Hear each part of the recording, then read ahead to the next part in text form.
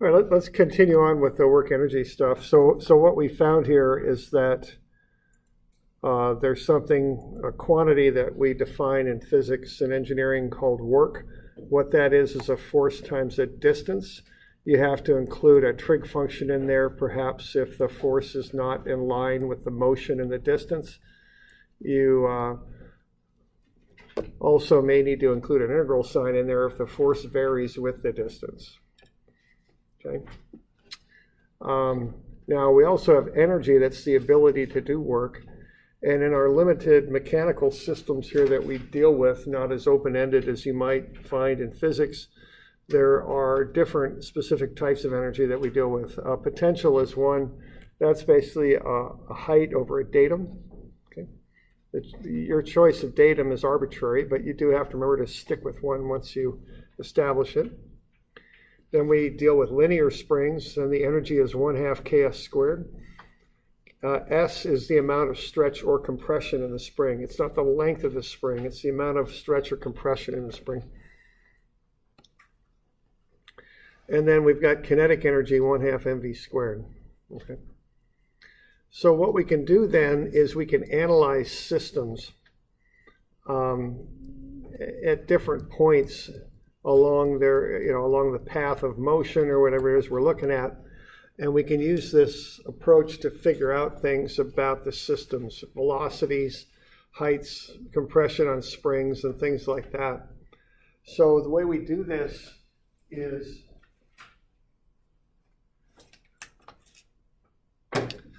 we look at the initial energy condition, okay, which is the potential energy to start with, plus the spring energy, plus the kinetic energy. That's our initial energy condition. That's what we start with.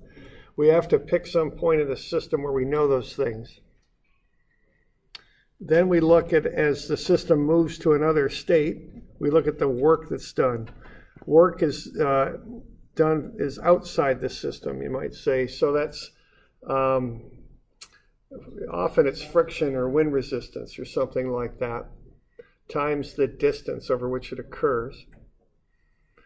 And then what that's going to do is get us a quantity of energy at the end. So what we can do is take these three different forms of energy and add them together, as long as they're all in Newton meters or pound feet or something like that. Then look at the work that occurs as the system's moving to a second state, and then you have the total energy left over for the second state. And if you can identify two of these three things, you can find out about the third and treat it as an unknown and solve for it, and then solve for things you might want to know about the system. Velocity of objects, or height that things travel to, or springs, compressions, or stretches, or that sort of thing. Okay. So that's how I do it. And when I'm doing this, I think of this as kind of like an accounting problem. I've got some money in the bank in three different accounts, so I can get the total amount of money I've got. Then I get the work, which is either money that I'm income that I'm bringing in, or spending that I'm taking out. So that takes money in and out of the bank. And then I look at how the money's distributed in the three accounts when I'm done. And that's how I look at this. I get very systematic about it. Okay. So that's how I would approach these problems. So let's have a look here at this initial problem. We've got an object that's sliding across the floor.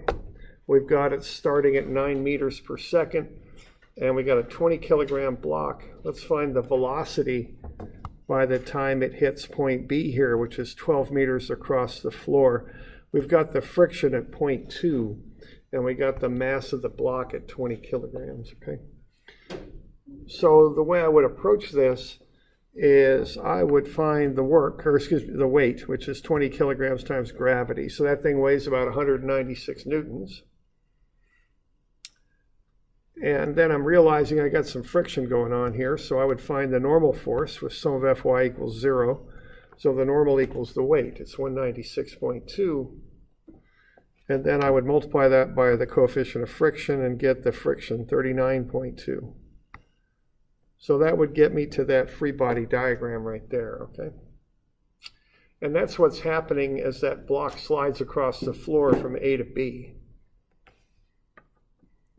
So, you know, that's kind of the preliminary kind of setup stuff that I would do.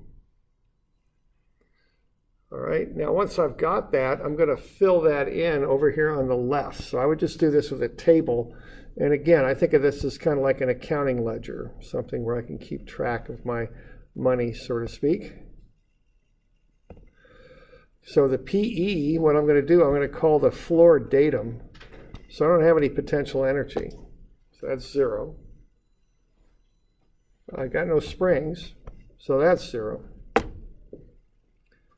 All right. Now notice I could do the same thing at B, couldn't I? Because I'm still on that flat surface. I'm going to hold that datum, so the potential energy is 0. And the spring energy is 0 at B as well. So then I would look at kinetic energy.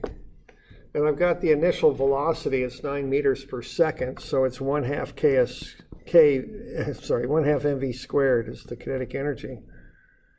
So 1/2 times the 20 kilogram mass times 9 squared is 810. So that's all the energy I've got here. So I'll just run that through and tally it up. So the total energy I've got in this system is 810. Okay.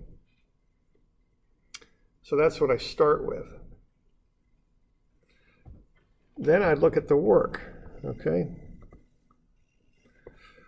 And what's going on here with the work is I've got friction. What work does, it puts energy into my system or takes it out, okay? So the system is just the block there. So the friction is outside the system. So what I'm going to have there is that work done by friction, and that's 39.24 times 12. And what do you suppose the sign is on that? Plus or minus? Minus. Yeah, it'd be minus, because that's taking energy away from the block. It's taking energy out of my system. Okay, so negative 39.24 newtons times 12 meters. That gets me negative 471 newton meters. So that's the work that's done on account of the friction. Okay, so I can just tally those up and get the energy I'm left with. That's 339 newton meters. Okay, it's going to shut the door here.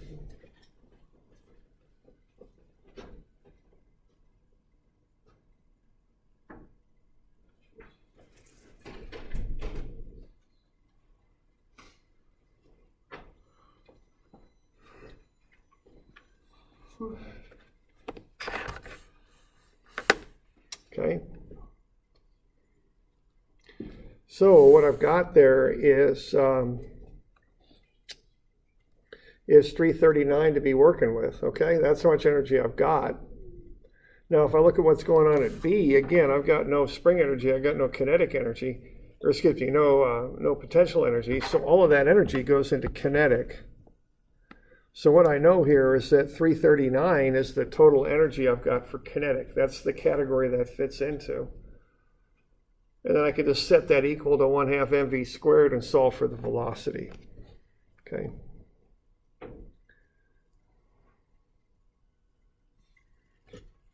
So the mass is 20, so 1/2 times 20 times the velocity squared. I'll get the velocity of B, and that's 5.82 meters per second. Okay. So that's a simpler one there, but that's how I would approach it. This method will work for, of course, more complicated problems too.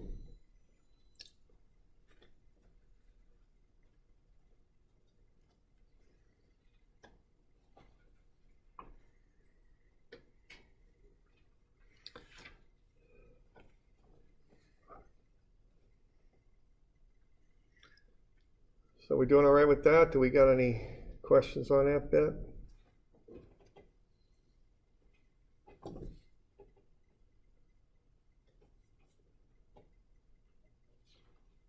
Okay.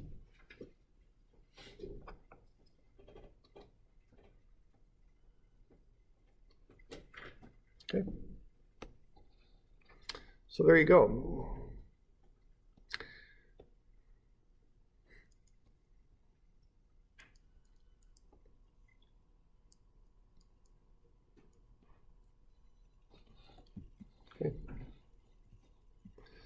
Let's have a look at another one here. Let's take a box and drop it. See, this one was pretty straight up because it's all kinetic, okay? But you can change the form of energy, which is why I like to put this stuff in a table. So let's take a box and drop it. And let's drop it 5 feet. Let's just get it up to part B there, okay? So let's drop the thing 5 feet and let's see what the velocity is.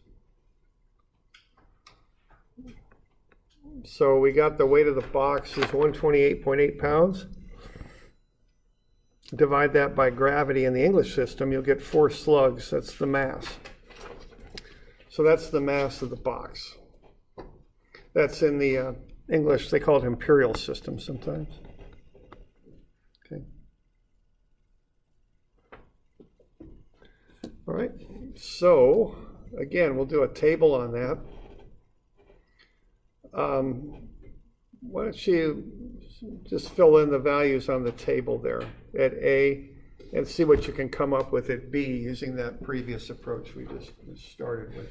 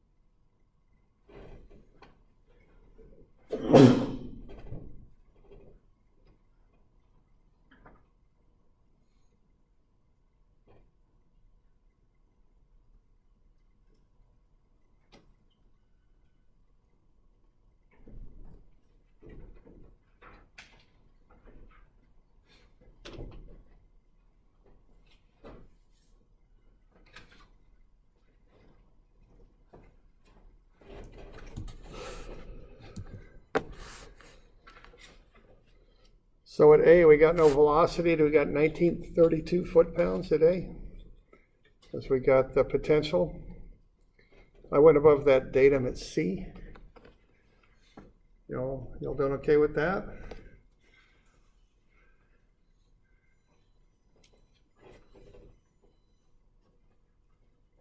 And just fill in the work and kind of work it on down there to the right at B. See what you can do with that. Now the choice of datum is arbitrary. I went with C. You could have just as well called it at B. It's it's kind of up to you, but I went at C. Okay.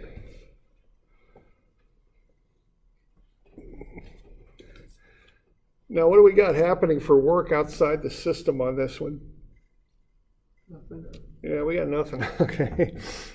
So there ain't nothing going on. So you're going to have 1932 to work with, okay?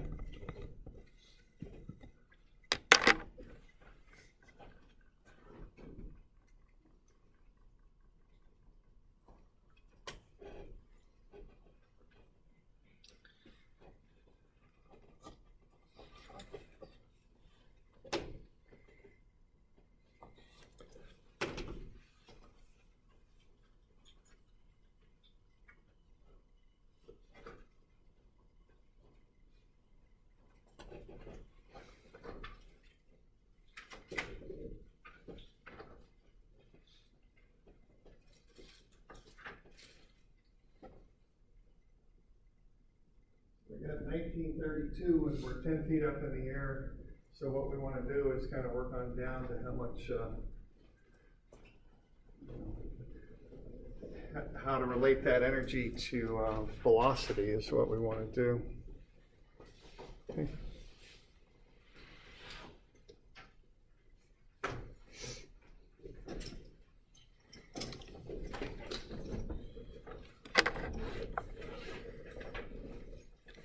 Okay, there ain't no springs there, so that zeroes out.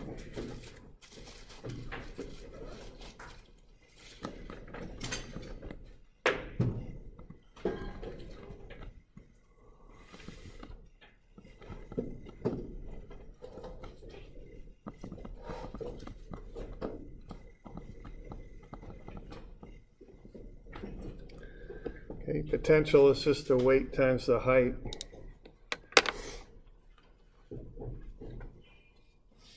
And from there you can back into the velocity.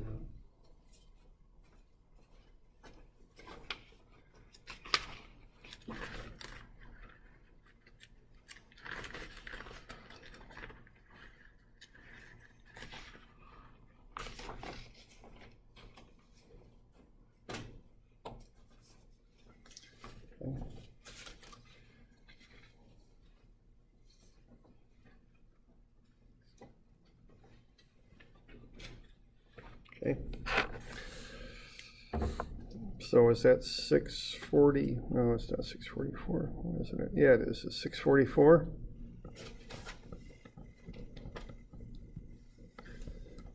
You okay with that? So we got 1932 total, and we're taking away 1288. So we get to 644. So that's how much energy is left over to go into kinetic. That's the idea. See?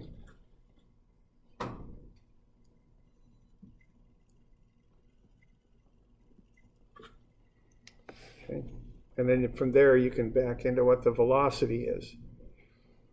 Now, notice that what I mean when I say the choice of datums was arbitrary, you could just as well have used another point for the datum. We could have used B for the datum. Now, if we had, it would have been a 5-foot height. Whoops. So that would have been 128.8 times 5. And that would have got us 644, I think, or 500, 600, yeah, 644, see? But had we done that, at B, the block would have been at datum. So we would have had 644 to work with and nothing up there. So we'd still have 644 left over for velocity, okay? So you can use whatever datum you want, but you got to stick with it. You can't be moving it around as you work through the problem. That's off limits, okay? So what we end up with either way is 644 for kinetic energy, and you can just back into the velocity at 7.9.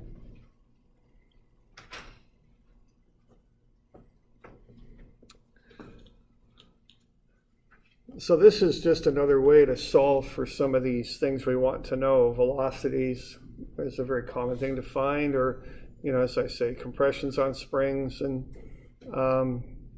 heights and all that, okay? Now, we could have found both of these things out, both of the examples we just did, using F equals MA. However, it probably would have taken a little bit longer, a little bit more work. So we're going to cover two main methods here, in the next week or two, and that's work energy and then momentum and impulse. And what you want to get used to partially too is kind of what method works best in what situation. Okay, so these two examples could have been solved using F equals MA just as easily. Well, maybe not just as easily though. So you want to kind of figure out what's the best method for a given situation. Now these ones, I think work energy is a good way to go because we're dealing with force and distance. We're solving for velocity for each of them.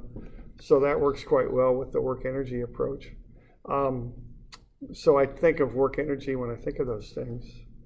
Okay. So we good with that one? Okay. Now this one, we've got a hoop there in the vertical plane. Notice the up arrow. Does everybody have a kind of a CAD generated version of this thing? Kind of done with AutoCAD? I hope. Okay. And we're on 440. Okay, that's where we're at. Now, this one it works well with WorkEnergy for a few reasons. We're dealing with a change in elevation. We've got springs, and we want to find velocity. Okay, so that all works well with WorkEnergy. I would hate to try and do this with F equals MA. The other two that we just did, you could do with F equals MA pretty easily. This one not, because what you've got here is a force related to the spring. So what you would have to do if you really wanted to do this with F equals MA, to find that force, you'd have to integrate and get the length of the spring, plus you'd have to get the angle of the spring too as you went, because that would affect how the spring force affects the collar. And that would not be easy. That would be tough, okay? So just, be thinking about what method to apply to solve a problem. This is definitely much, much easier with WorkEnergy. So let's have a look here at this one. Okay, we got no friction. We've got the initial velocity of the collar. We've got the mass of the collar. We've got K for the spring. All right, and we've got the unstretched length of the spring is 0.6.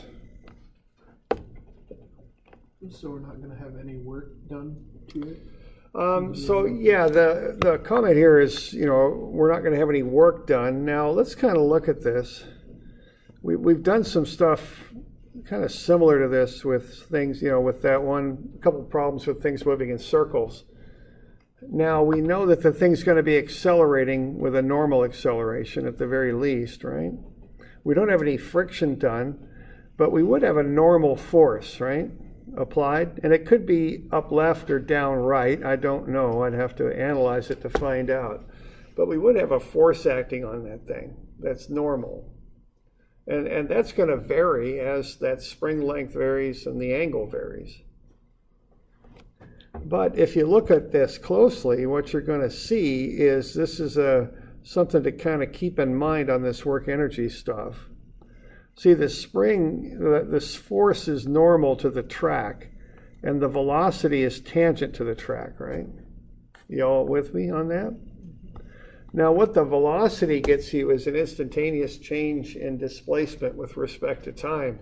So the velocity relates to the S part of the equation, the distance, okay? The velocity is getting you an instantaneous distance is what it's getting you. Now, the force is always perpendicular to the velocity, and work is what? F cosine theta times the ds, basically. And the ds is going to be related to the velocity. Well, as that thing moves, what's going to be the deal with that angle? What's it going to be as this thing moves always?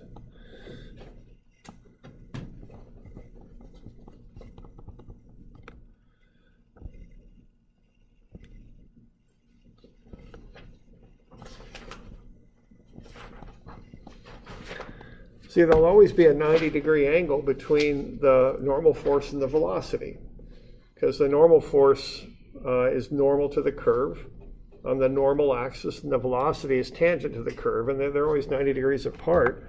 So what this is always going to be, even as the thing moves, is 90. Now, cosine 90 is 0.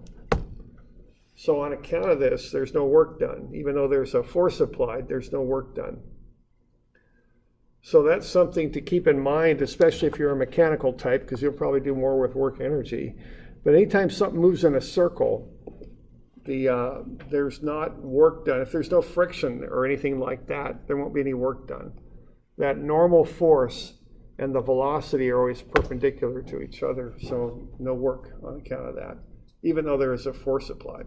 Okay, so the work does equal 0 on this one. Okay, so that's kind of an odd fact, but that's how that works. Okay.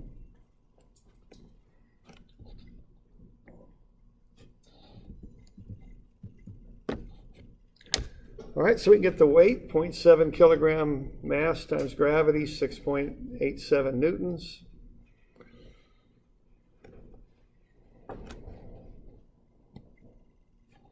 Now I did a little bit of the geometry here for you. So we got 6.87 newtons there.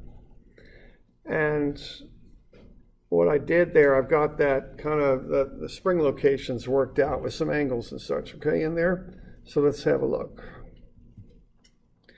So what you're given here is the original length of the spring, which would be twice the radius. So that's 1.8 for the original length.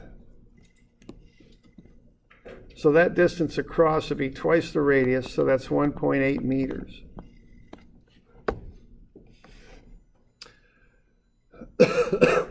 All right, and then you're given that that's at A. At B, you're 58 degrees down here.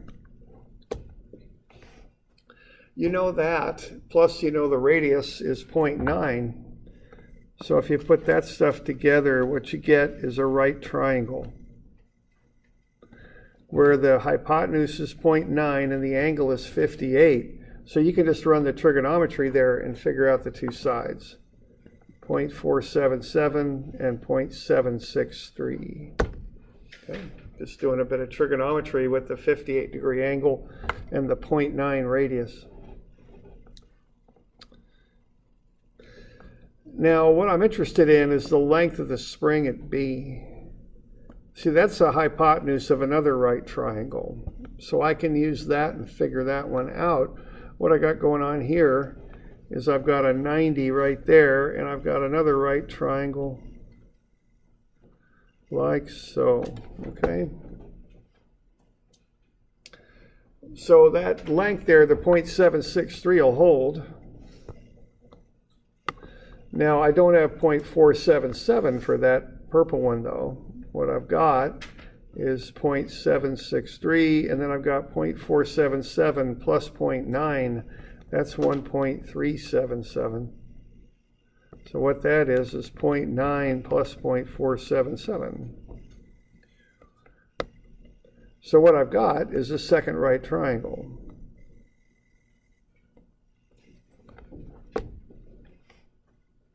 And once I've got that, the hypotenuse is made up by the spring, so I can take square root of some of the squares and get the length. It's 1.574 meters for the spring at B. Okay.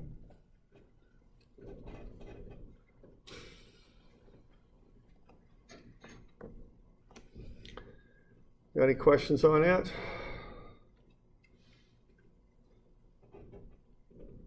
Okay. We're good.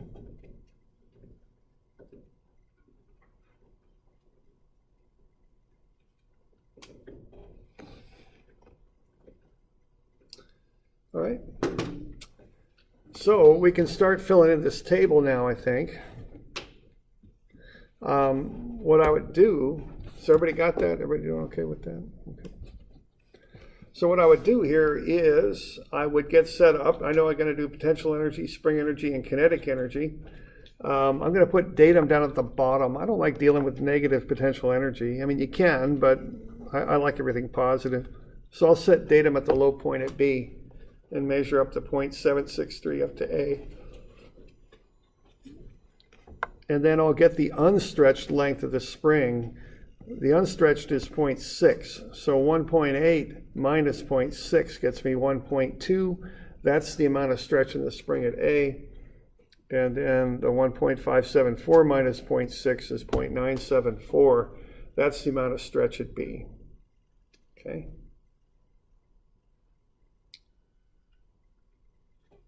So I'll get that stuff. So once I've got that, I can fill in that table. Okay, I've got what I need. I've got the height for potential energy. I've got the stretch in the spring for spring energy. And I was given the velocity there for kinetic. So I can calculate those three things there on the left. So I've got enough information now to figure out what's going on at A. And that'll get me the total energy that collar has. Okay. So I can go ahead and fill that thing in on the left now, okay? So I get weight times height for potential, 1/2 ks squared for spring, and 1/2 mv squared for kinetic, okay? And that gets me those three forms of energy at A.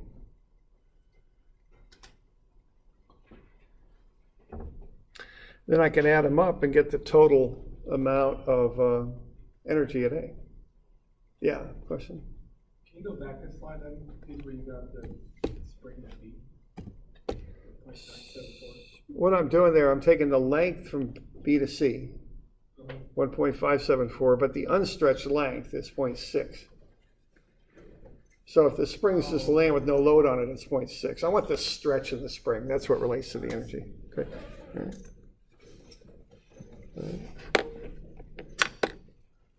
So yeah, remember that's a common thing that people will do. They'll forget to subtract off the unstretched length. All right, now I'm just going to add the three up and I'll get the total.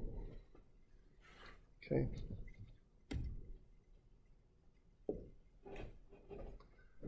So I'll add the three up and I'll get 11.33 Newton meters. So that's how much energy is in the system right now at A. So just do a sum on down. Okay. Just add them up.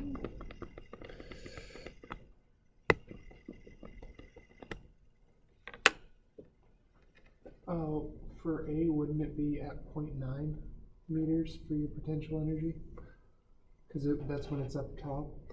Okay, yeah, but what I did, if I called the bottom of the arc datum, it would be 0.9 for the height, but I didn't. Oh, you're calling B the datum. Right, and it just makes it easier. But I could have done that, but I would have had to compensate for it when I did B. Yeah. I'm going to call the potential at B 0. Is what I'm going to do. Oh, yeah, I see. Okay, but so it would work either way. We should end up with the same velocity. Right, it'll all come out in the wash. Yeah. All right. All right. All right. Other questions on that?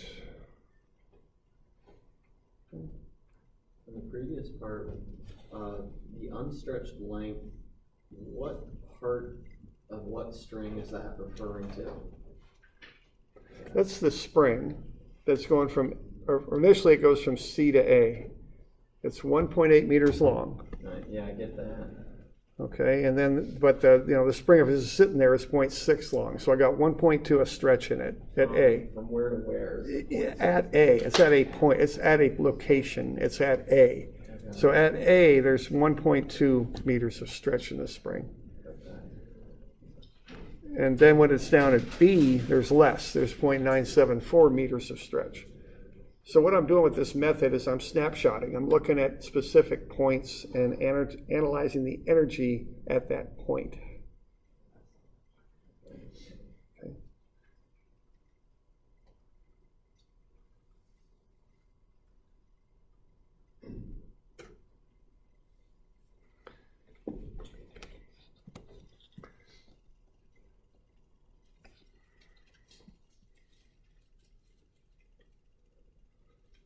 All right, we're good?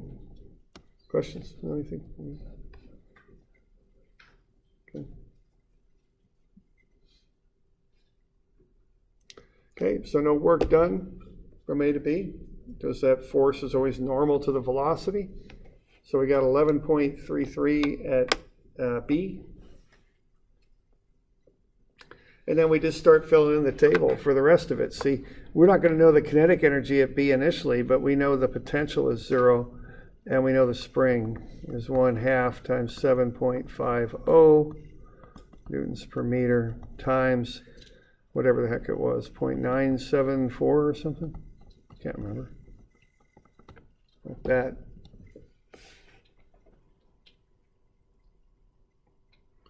So just kind of by process of elimination, we know that we started off with 11.33.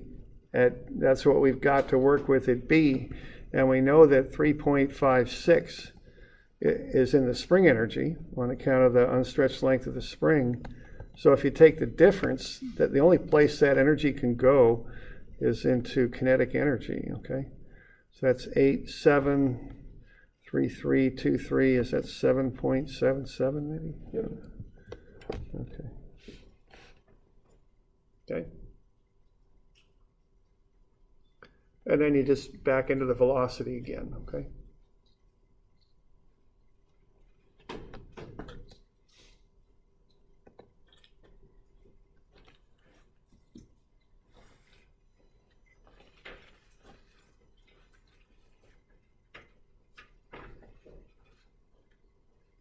So that's a little bit more of a, more complex problem.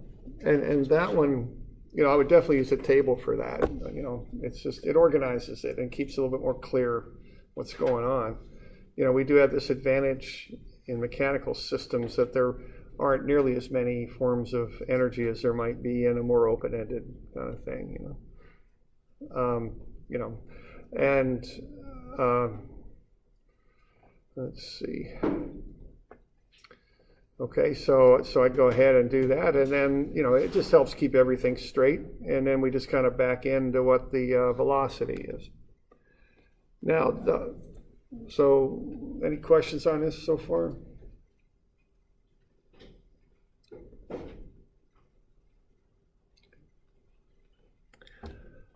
All right, now the last thing I'd look at on this is notice that the spring is changing direction. The forces exerted on that collar are going to change magnitude and direction, but the change in direction is not a big deal, okay? What I've got here is kind of the second big point about energy. Energy is a magnitude, okay? It's not a vector, and you want to remember that. Even though that spring is changing direction, it doesn't make any difference. All I'm doing is counting up how much energy I've got. Okay? I don't care what direction it's going. I don't care if the spring's in tension or compression. I don't care about any of that stuff. It's just an amount of energy.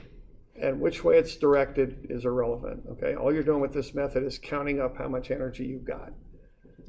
And see, that's one thing that makes this so much easier than like F equals ma. If it's F equals ma, you've got to start tracking that different angle of that force as the collar moves, right? And that gets tricky there. You'd have to integrate, and I don't know, that would be kind of a mess, to try and do that if it were F equals ma, but it's not. So all you got to worry about is the amount of energy you got. Okay.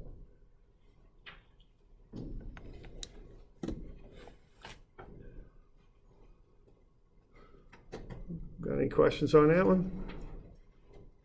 Okay. So if you kind of stick to this basic stuff here, WorkEnergy, it's fairly straight up, It's if you just stick with these methods, it works pretty well.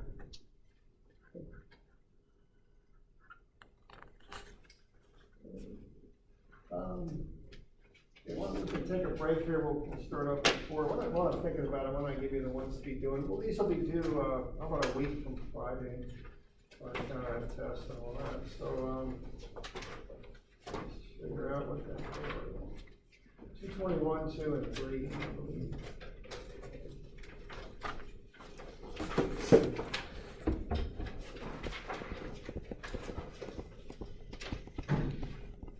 And that would be the 4th. I think. Yeah, that sounds about right. Okay. So 221, 2, and 3. Okay. Why don't we take a break here till 4 or thereabouts, and then we'll look at this stuff in a little bit more depth, perhaps. Okay.